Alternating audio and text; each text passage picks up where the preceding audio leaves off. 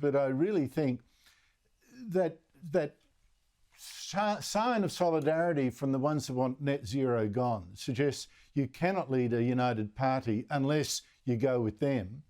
But beyond that, you cannot be the leader of a party that says no to net zero unless you are passionately invested in that cause. You have the facts at your fingertips, you argue with conviction, and when you have dithered for this long and you're seen to be dragged to that position yourself, you are not that leader. Well, I was reporting straight after the election when there was that initial coalition split for like 2 days. I said the coalition could split over net zero because the Nationals are going to dump net zero. Now, if I knew that, as a humble political journalist, Andrew, I'm pretty sure Susan Lee would have known that. So if we're talking about a failure of leadership by Susan Lee, it's then. It's right then, right? She could have seized the moment. She could have got Littleproud in a room. She could have got her opponents in the room. She could have got the moderates in a room, separate rooms initially and then together, and behind the scenes fashioned a policy. That's what a leader would do. And say, look, you know, say to the moderates, say if she got them all on board. Instead today they're going to be speaking against her effectively.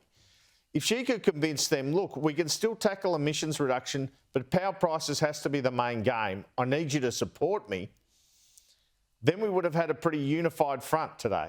We didn't. We had a complete dog's breakfast. The division, column inches will be written, many, tomorrow, of the division in that party. And the TV pictures tonight, all it will tell people is these guys, if you can't govern yourself, you can't govern the country. So I think if there's a failure of leadership, it's at that initial point. Susan Lee, instead of saying we're going to have a 6-month to 1 year review on this issue, which just opened the door for division and opened the door for the Nationals to front run, she should have spent every waking moment at that time at the beginning of her leadership trying to sort this out and trying to get everyone on the same page. Instead, she's just opened up the floor. I don't know if everyone gets possible. a say. I don't know who's in charge.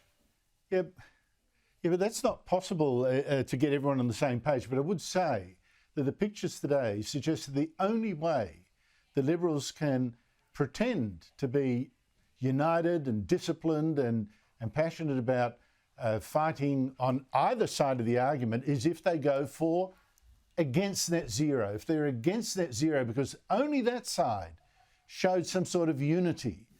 And anything other than going net zero will show the world, listen, most of those libs, they're not for the policy they claim to be for. And I just think it's over. It was over before. It always should have been against net zero.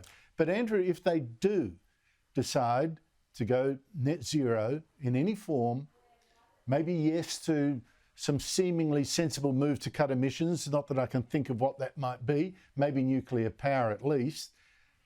Do you think that would give Labor any trouble?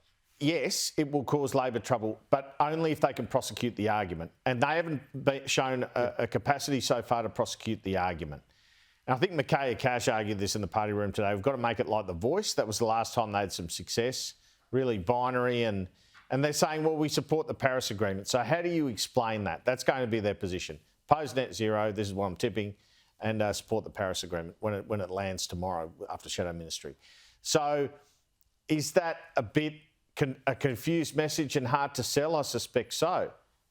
You can still sell it. You've just got to prosecute it really hard and just say, look, we're about emissions reduction, but we're about lower power bills. And lower power bills take precedence. And just hammer away at that. And just hammer away at the fact, look, when China, we're moving the same as the OECD countries. You know, that's what we should be doing. But if you keep it simple to those messages, then you've got a chance. But so far, they just haven't been able to show themselves as able to prosecute. And look, I've got to say of the three main contenders, Lee, Taylor and Hastie, you know, Lee and Taylor have some skin in the game in the sense that Taylor was the minister when they signed up to net zero. So if he was leader, how do you reckon that would go in the parliament or indeed in an election campaign? No.